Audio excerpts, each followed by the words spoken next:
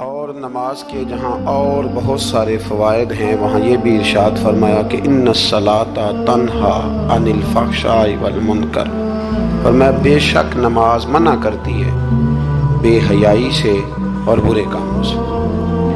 نبی رحمت علیہ السلام کی خدمت میں عرض کیا گیا تھا کہ یا رسول اللہ صلی اللہ علیہ وسلم، ایک شخص رات کو نماز پڑھتا ہے پر سویرے چوری بھی کرتا ہے۔ ہم تو بڑی جلدی کہہ دیتے ہیں نا کہ کیا فائدہ اسے اس کی نماز کا، کیا فائدہ اسے اس کی عبادت کا۔ حضور صلی اللہ علیہ وسلم کی جب بارگاہ میں یہ سوال پوچھا گیا کہ حضور رات کو عبادت بھی ٹھیک کرتا ہے اور سویرے چوری بھی کرتا ہے، تو حکم کیا ہے؟ تو حضور علیہ السلام نے فرمایا اگر وہ پابندی سے نماز پڑھتا رہا نا تو اس کی نماز اس سے چوری چھڑوا دے گی،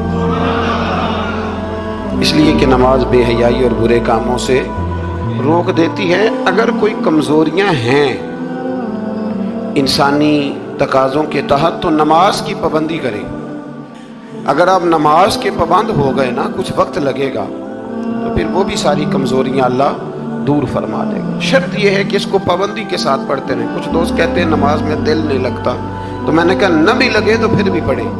تو میرا سوال یہ ہے کہ ایک آدمی بالکل فارغ ہے، سوائے نماز کے، عبادت کے، سونے کھانے کے اسے کوئی کام نہیں، اور ایک شخص بیچارہ مزدور ہے، وہ ریڑھی لگاتا ہے، مثال دینے لگا ہوں، وہ ریڑھی لگاتا ہے، اس کے پاس دکان بھی نہیں ہے کہ وہ شٹر نیچے کرے یا تالا لگا کے چلا جائے۔ اب وہ نہ کسی کو کہہ کے آیا کہ یار ذرا 10 منٹ ٹھہرنا، میں نماز پڑھ کے آیا، تو وہ چلا گیا۔ وہ بڑا بے چین ہے کہ میری پیچھے ریڑھی بھی ہے، وہ بندہ جلد باز نہ ہو جائے، وہ نکل نہ جائے، وہ میری تھوڑا سا میرا راس ہے، 2-4 ہزار کا مال ہے، غریب آدمی۔ نماز بھی اس نے پڑھی، توجہ اس کی پیچھے لگی رہی۔ ایک بالکل فارغ تھا، کوئی مجبوری نہیں تھی، اس نے بھی نماز پڑھی۔ آپ یہ بتائیے کہ زیادہ ہمت کس نے کی؟ اس کا تو دل ہی نہیں لگا نماز میں، ریڑھی کی فکر تھی، لیکن ہمت زیادہ اس نے کی، اس لیے کہ اس کی مجبوری ہے، اس کے لیے آزمائش پیچھے کھڑی ہے، تیار ہے۔ دوائی کھانے میں دل لگتا ہے؟ کیوں کہتے ہو میں دل ہی نہیں لگ رہا آپ کا؟ خدا نہ خواستہ خاکم بدن، اللہ ہم سب کو معاف فرمائے، اگر بچے کو آپریشن کرانا پڑ جائے تو دل کرتا ہے؟ کیوں کراتے ہو؟ اس کے لیے ضروری ہے۔ تو بھائی یہ فلسفہ ہی غلط ہے کہ میرا دل نہیں لگتا تھا تو میں نے چھوڑ دی۔ دل تو کئی دفعہ انسان کا دکان پہ بھی نہیں لگتا، بیچ دو گے؟ نہیں دل کرتا کام پہ جانے کو تو ریزائن کر دو گے؟ تو یہ تو بالکل سرے سے بات ہی بڑی عجیب ہے۔ ہاں دل لگنا چاہیے، نماز سے دلچسپی ہونی، لیکن نہ بھی لگے تو ہم کو دل کے لیے نماز نہیں پڑھ رہے، رب کے لیے نماز پڑھ رہے ہیں۔ ہاں یہ بات سمجھ لیں، نماز دل کے لیے نہیں، نماز وہ دیکھیں نا، ایک صاحب کہتے ہیں جی میں 5 نمازیں پڑھتا ہوں تو روزی میں برکت پھر نہیں ہوتی، تو میں کہتا ہوں وہ عبادت کرتے ہو کہ تجارت کرتے ہو؟ پیسے کمانے گئے تھے؟ پیسے کمانے گئے تھے کہ نماز پڑھنے گئے تھے؟ تو نماز آپ کو بے حیائی اور برے کام سے روک دے گی، پر شرط یہ ہے کہ نماز کی پابندی کریں اور بر وقت پڑھیں اور تھوڑی صحیح کر کے پڑھیں۔ مطلب نماز پڑھی جاتی ہے، اہتمام نہیں ہوتا، یعنی لوگ بھاگ کے وضو کرتے ہیں، فٹافٹ آتے ہیں، بھئی آج ہو گیا ہے۔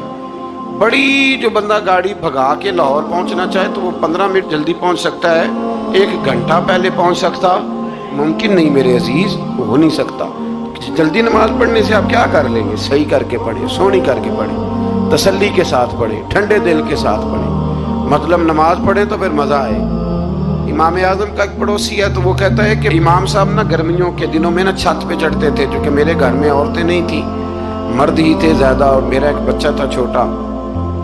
کہتے ہیں کہ وہ چھت پہ نماز پڑھا کرتے تھے تو وہ اتنی دیر تک کھڑے رہتے کہ لگتا کوئی ستون کھڑا ہے، رات کو ستون محسوس ہوتا، اتنی دیر تک وہ تلاوت کرتے، اللہ کی بارگاہ میں کھڑے رہتے۔ تو فرماتے ہیں جب ان کا انتقال ہوا تو میرا بیٹا کہنے لگا کہ ابا جی پڑوسیوں کی چھت پہ جو کھمبا تھا، جو ستون تھا، وہ کہاں گیا؟ تو کہتا میں رو پڑا۔ میں نے کہا بیٹا وہ ستون اور کھمبا نہیں تھا، وہ تو ابو حنیفہ تھا جو اپنے رب کے حضور کھڑا رہا کرتا تھا۔ تو دلچسپی پیدا کریں۔ اللہ تعالیٰ ہمیں رمضان کے بعد بھی پابندی صلاۃ کی توفیق عطا فرمائے۔ آیت نمبر 46 میں اہل کتاب سے بحث اور مباحثہ اور مجادلہ کے آداب اور اسلوب تبلیغ کے شائستہ اور پسندیدہ ہونے کا بیان کیا گیا۔ جب آپ تبلیغ کریں تو آپ کے جملے بڑے شستہ ہونے چاہیے، صاف ستھری بات آپ کریں۔ قرآن مجید نے کہا نا ادعو الی سبیل ربک بالحکمہ والموعظۃ الحسنہ، لوگوں کو اللہ کی طرف بلاؤ تو خوبصورت نصیحت کے ساتھ، حکمت کے ساتھ اور اچھے انداز میں۔ اب تو اللہ تعالیٰ معاف کرے، کبھی کبھی سوچ میں پڑ جاتے ہیں کہ یہ مطلب کیا ہو رہا ہے، یعنی اب مولوی کے نام کے نیچے لکھا ہے فنی مولوی، یہ مولوی کے نام کے نیچے لکھا ہے اور اس کو دیکھنے والوں کی تعداد لاکھوں میں ہوتی ہے، کہتے ہیں یہ مولوی فنی ہے۔ بھئی آپ تھوڑا سمجھیں، مسجد میں تو جو آدمی زیادہ ہنستا ہے اس کی قبر میں اندھیرا ہوتا ہے۔